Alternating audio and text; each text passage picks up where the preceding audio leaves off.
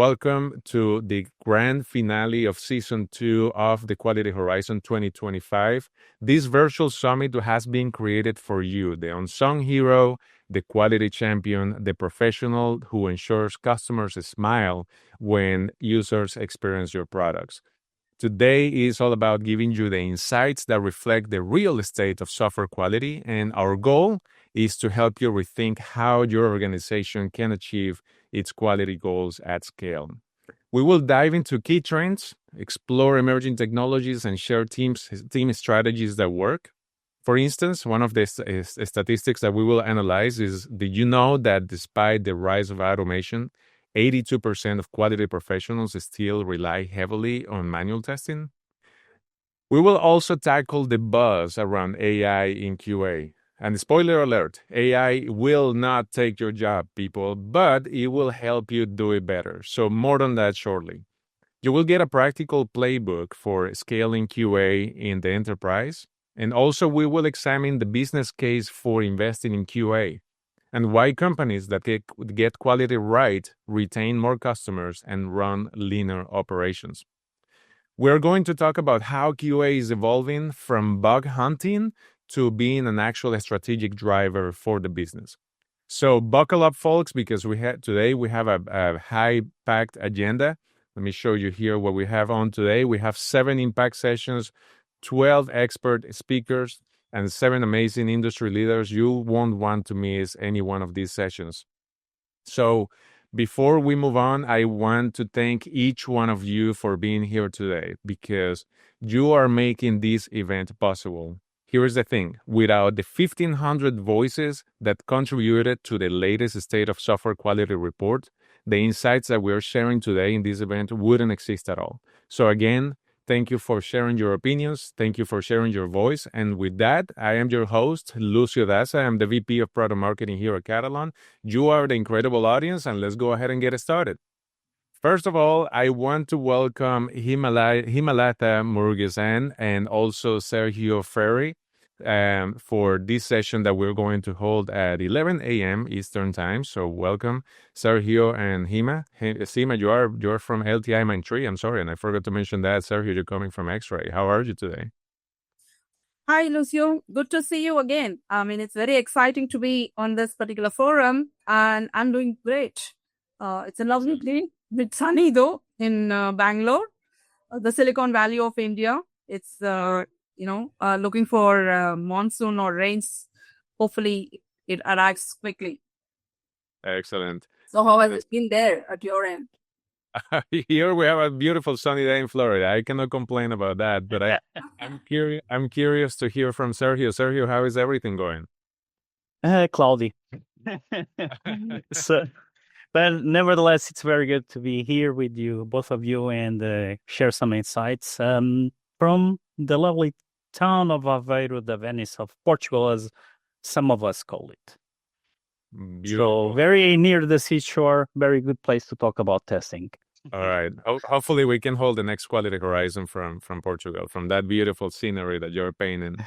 So we're going to kick off this with a big one. This is again, we're looking at the trends and tools and teams insights of the state of quality in 2025. So in this session, we're going to unpack some of the most important findings from the report. We're going to look at the gap between high and low performing QA teams and what mature teams look like today and what it takes to evolve. So let's go ahead and keep things conversational to set the expectations to the audience. We have a couple of slides that we're going to discuss. However, I want to let everybody know that we're not going to kill you with statistics and statistics in or slides in PowerPoint. Just a couple of visual aids in there for you to take a look at. So let's start with the big one, the big divide. All right. So according to the State of Quality report, 82% of QA teams still rely heavily on manual testing, and 43% of them cite short releases as their bottleneck. And one of the things that what you're seeing in the screen right now is what we call the big divide. Only 11% of QA teams in the industry consider that they have what we define a high maturity level in their processes. All right, so they're well defined, they're structured, they're well planned, and and a great amount of those difference is they don't believe that their processes are managed and optimized. So the main question, Sergio and Hima, why do you think this divide exists, especially today? I mean, you would imagine that with all the technology that we have available and everything that is in the market, everyone would the maturity rates for everybody would be through the sky. Open question for either one of you. Yeah, sure. I mean, that's a very good question. And I mean, the statistics is really interesting. And, it gives a lot of, I would say, I mean, having done it across, it's a whole lot of information that one can gather and analyze kind of a stuff. And what I have seen, Lucio, in multiple projects, a lot of teams are facing these challenges where they have to find out whether we need to automate or whether we need to do manual testing. And what happens typically is that the leaders think by putting into automation, it's faster release and all those things without bringing the various components that will help it. It could be in terms of the right automation strategy. It could be in the terms of right skill set. It could be in terms of the infrastructure. It could be in the terms of the process being used to test legacy systems and so on and so forth. So there are a lot of dependencies that also needs to be worked out, and then only you can say that the team is performing at a high maturity or the process of high maturity or there's continuous improvement. Just having, a automation strategy alone is not going to help. And today, almost all organizations have heterogeneous applications. What I mean by that, you have an ERP, you have a web, you have, API, mobile, and all kinds of things. So unless your strategy is coupled with maintenance per se, the right skill set, the right tools, it is not going to help move into that maturity kind of things. Additionally, what we've also seen is while, you establish some set of processes, certain set of checklists and guardrails and all those things, if there is no effort is budgeted for it, either in terms of upskilling or in terms of maintenance of the automation scripts, it doesn't work out, and you can't call yourself you're in an improvement journey kind of a stuff. Added to this whole phrase, there are too many tools in the market. Everybody thinks that they are the center of the universe, right? And there are too many tools and platforms, and like what for me, if you see every other day, some of the other tool comes, which is the name of an elephant, name of a vegetable or a name of a animal, and I really don't know whether it's a tool that they are talking about or it's some a vegetable and animal. So there are too many such things. Legacy systems are still there, old processes are being there, which is forcing them to do manual, and sometimes there is a fear of change. They're not willing to let go some of the old process, which is also creating that kind of bottlenecks. So I mean, you can't get into a continuous improvement and maturity without, having many of the components working, and it has to be in a flywheel actions, and which ends up the teams doing firefighting, drained out and burnt out and whatnot is the way I look at it. So, this statistics impressive. Sergio, you want to add anything on? Yes, sorry, I'm curious about your opinion on this as well. So for me, it was surprising to see like the percentage of teams that are like considered to be like low maturity. Surprising up to a point, right? I know because I've worked with many different teams throughout time, and in fact, as Emma was mentioning, legacy is a very, very strong problem.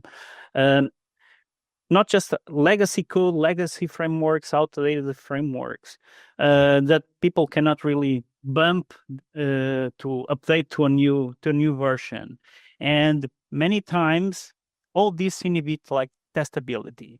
And talking about testability, many teams they don't have like the concern with testability right from the start, and especially if you are working in a big organization, old school, let's say, kind of organization, they think that, okay, anyone can do like automated tests at any given point, and they don't think that they need to actually work out like the testability from the start.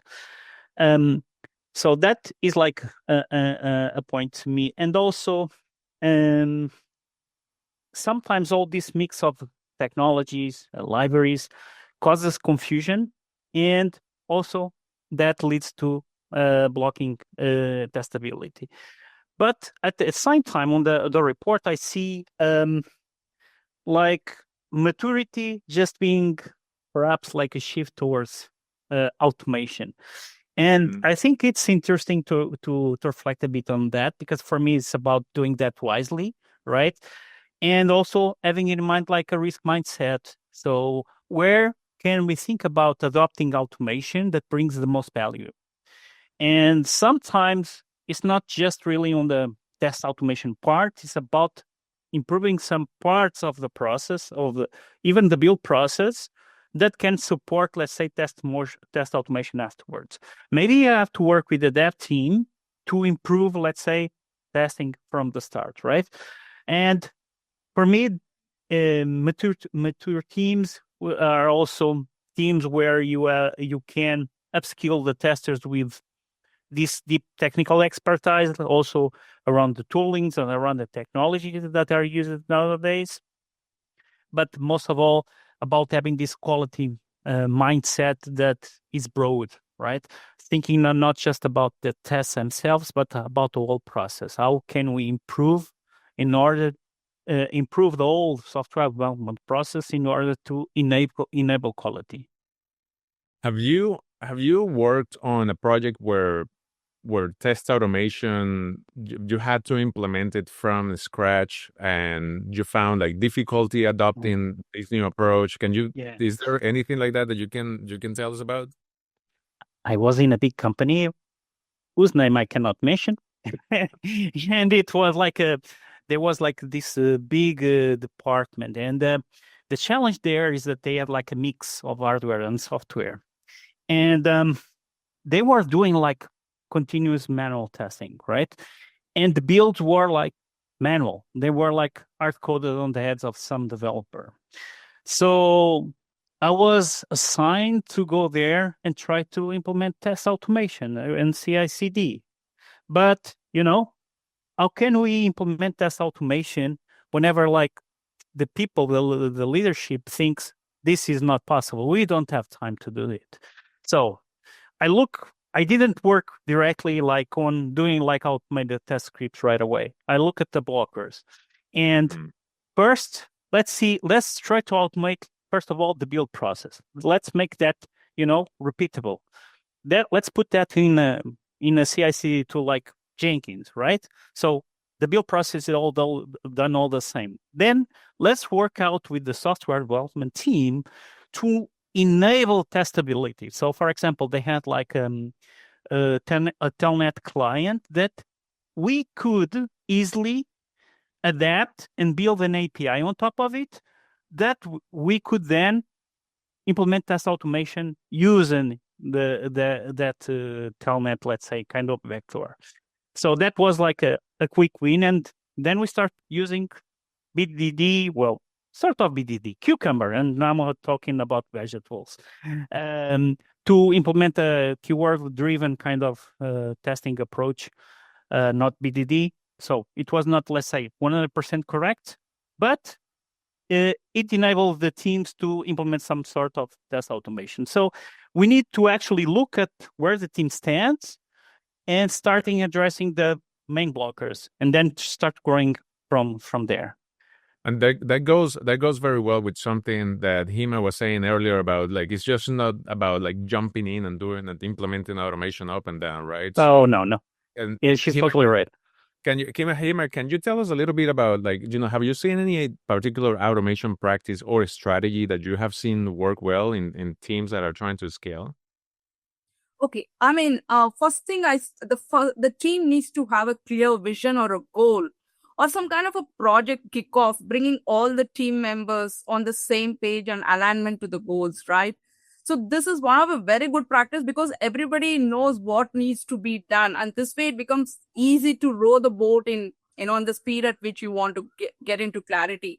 And also when there is a cohesion within the team, right, there is a lot of bonding, and there is also a kind of understanding of what kind of practices need to be in, what kind of strategy can be brought in, whether you want to go for in-sprint automation or whether you want to go adopt BDD, non-BDD kind of thing, whether ABC tools wants to do kind of a stuff. So it really gives the clarity, to the team. And once there is a leader, right, and he understands that, the enterprise, he also needs to look at what is the enterprise vision is also, it's going to be the technology landscape, and enable the team members to, ensure they're upskilled or enriched towards those skills. So these are certain things which definitely helps in a long way. And today, what I've seen in oftentimes, especially these large clients, enterprise clients, they have done a lot of things on the legacy system, and suddenly they want to adapt AI, Gen AI. It's not like, you were going in a bullock cart and suddenly you want to go to Mars. That's not going to happen. It has to happen over a period of time. You have to, kind of identify the automatable cases and do it. And what we have also seen is that oftentimes these cases have kind of, expanded a lot of redundant cases, lot of non-reusable cases, lot of features are not even there, but still is there as part of the test suite. So somebody has to look into it and, kind of remove the flap out of there, or rather, that's definitely one of the things that we are seeing. And this is where the maintenance comes into picture. Right? But not having the right maintenance. And oftentimes I've seen people, the teams put in effort to have the right automation strategy, right framework, and all those things, but miss out on the maintenance part of it, because bulk of your it's like your own, you have to maintain your health, you have to, Right. So it's just like that, right? So you have to make it conditional. So bottom line, if the team is aware where we want to head, what is the outcome of this whole thing that we are working on, and what is in for me for each of the team member, I think a lot of things just fall into place, and they're able to focus on that. And because of the plan, because of the strategy, that there's a consensus-led strategy, consensus-led adoption of the practices and whatnot to be done, the burnout is going to be much lesser, and the team is actually matured in a lot more way than disparate teams out there, Lucio. And I'm glad you touched on that, because burnout, happiness, the culture of adaptability to new tools, and all these stuff has to do really with the maturity of the team. And so I think we all can agree that it's not about what you're telling me. Is not about automating more. Let's just not go ahead and jump and say we're going to automate this thing. Is one off. But in reality, it's about automating smart and in a targeted phase strategy, right? Like, step by step, identify the things that you want, have a plan. Don't jump into that fight without a plan of attack, because otherwise, the not only the leader, if you are the leader listening to this, trying to approach that strategy, will end up frustrated, but also the team members. So that brings us to the second topic right here, which I want to evaluate today, is one of the statistics that we got also in the report is that 55% of manual testers say that they lack the time to upskill, meaning they don't have time to learn new things. And that is a big gap that if we want QA professionals to really grow in the field. So let's go ahead and dig into that a little bit. What in your opinion, and what you have seen in the industry, what are the best teams doing right? What are the patterns that have you seen that separate the high performing teams from the rest? Is there anything that you can share about that? Sure, Lucio, it's a very good thing, especially when there is so much about AI Gen AI coming in. And this actually is a very good differentiator between a high performing team and a team which is completely demotivated. And it need not be just a manual testing. It could be even an automation team who's getting demotivated of late, kind of a stuff. One thing is the leader or the project team or whoever is they need to have a clear vision as well as the direction. What is the technology adoption that the company is going to have? Maybe 2 quarters, 3 quarters, 4 quarters. That will help develop and enrich the skills. I would disagree, saying that the manual testers do not have time, because at the end of the day, I feel personally, any person who is passionate about learning, continuous learning, because we are in an intellectual industry. right? Obviously, you need to learn, and you have to constantly unlearn and continuously learning. It is the way that this industry is working on, right? So you need to continuously learn. And if you're passionate about learning, you will make time for it. So if we saying that I don't have time, I mean, you just probably have to pause, or you talk to your leaders, or you talk to your managers to say, I just need to enable yourself. Obviously, there is going to be things, because every organization wants to release faster. They want to mitigate the risks that is associated in the releases. They want to go beat their competition. They want to raise their features, or all those kind of stuff. Automation is one of the faster ways of doing, but will automation alone help? No. So I think the team per se, it's, as much as the leader is looking at the vision, the team also individually needs to contribute to upskill, enrich the skill sets required. And it is like, you also need to be self-motivated. Then, where there's a will, there is a way, right? So that's the way it is. And with AI, Gen AI coming, a lot of mundane tasks is definitely going to get offset. And we are going to really see the a whole lot of leverage of AI and Gen AI kind of stuff. But human in the loop is much more important into that, because we have seen, I mean, in the last couple of weeks, we have been doing a lot of POCs, a lot of test cases may not be relevant, or it's kind of biased, hallucinations and all those things. That is where human in the loop is going to come, which is much more, I would say, prominent for a hybrid testers, which is a combination of leveraging the right, the automation, the tools, the Gen AI, as well as the processes. So it's kind of, as well as the domain skills, right? So it's going to be a multitask. So the hybrid tester is really going to be one of the key differentiator for us as they move into the maturity. And I feel we should not say manual testing is not, but I feel looking it from a different angle, how this whole thing, when the human comes into loop, is going to break, or how the end user is going to use it, is something that only humans can think. AI cannot think, visualize about. That is something that we're going to dive deep into I believe in a session or two. We're going to talk about the impact of AI in QA, and one of the statistics is precisely that, what you're saying, like how important is to have humans in the feedback loop, because I personally, as an AI user, I don't think it will ever come to the point where a human is not involved in the process. There always has to be a validation of the results. And you said something very important about the team feeling motivated and empowered to continue learning. But Sergio, I want to put you on the spot here. How do you create a culture where testers feel challenged and they feel motivated and they feel like they should be empowered to grow and bring more to, not necessarily more to the table, because they are already responsible for the success of the product. So how do we create a culture where the QA professionals feel like they have a seat at the table? That's an extremely good question, Lucio. So I think that's challenging, right? So it depends also like on the leadership that we have.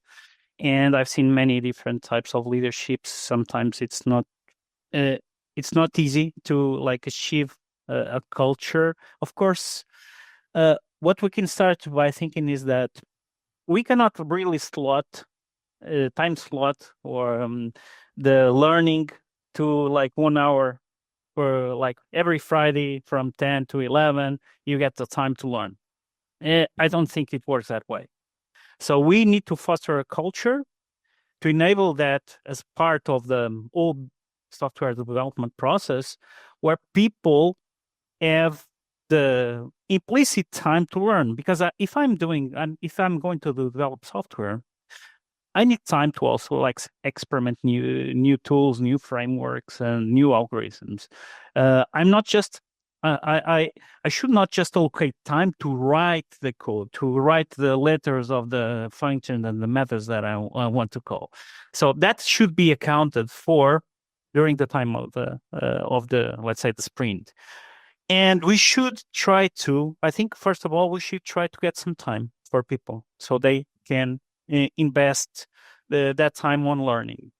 And one way of getting time for the people to upskill their skills is to start investing on automation, on test automation, right?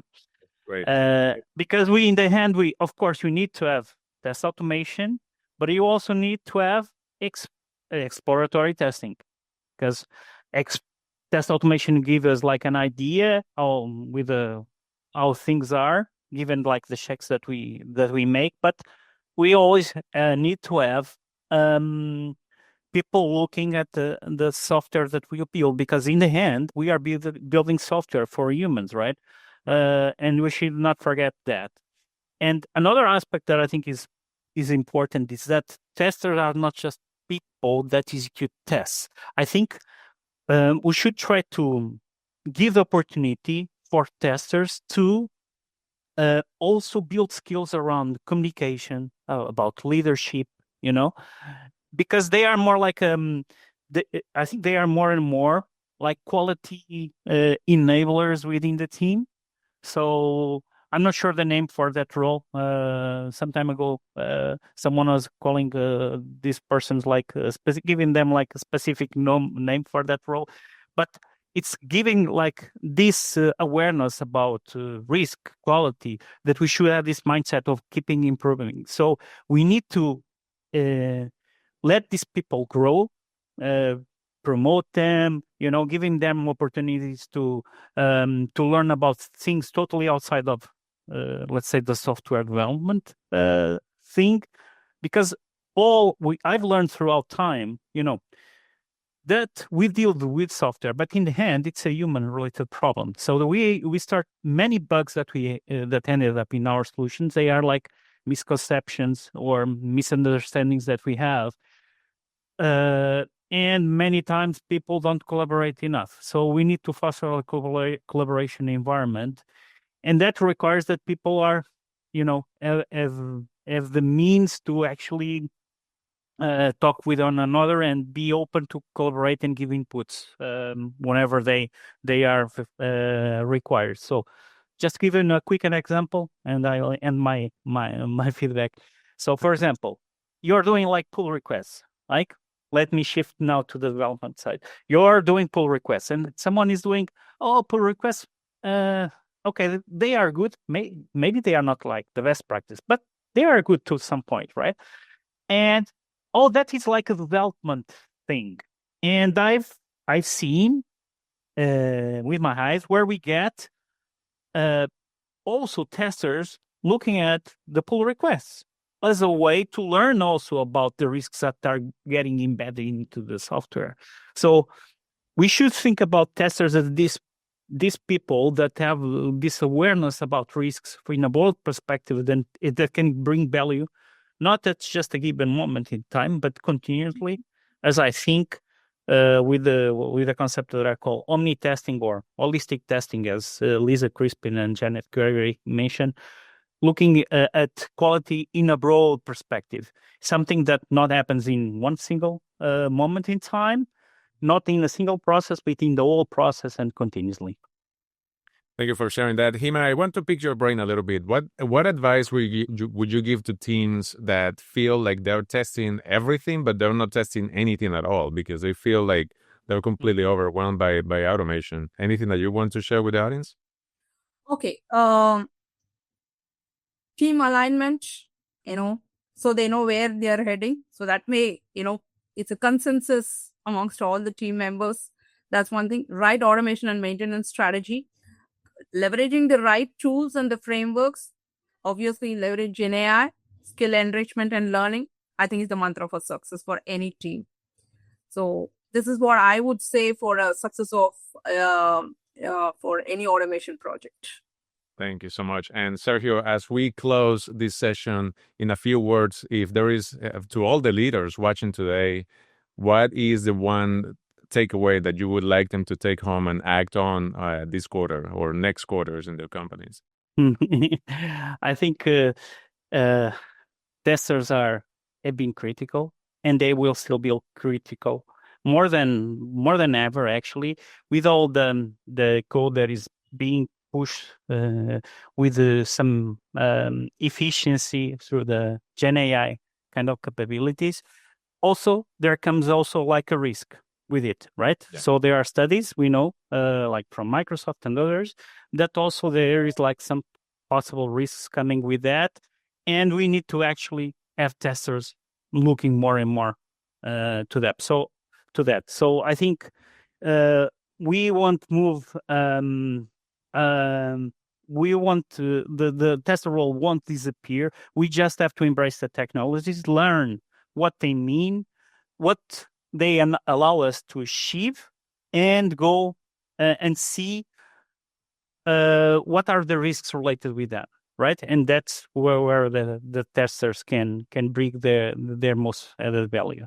I also noticed that in the report that Luke Skywalker was the favorite Star Wars character.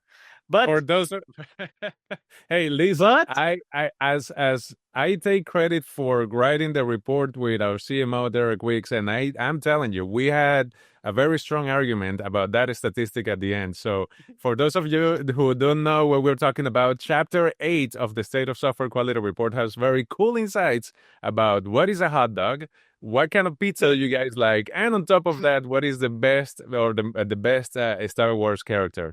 I think Jar Jar Binks got left out of the picture irrationally. I don't know why that happened. But all right, folks, thank you so much. Sergio, thank you so much, Hima. It was a pleasure having you here today. Thank you for the insights.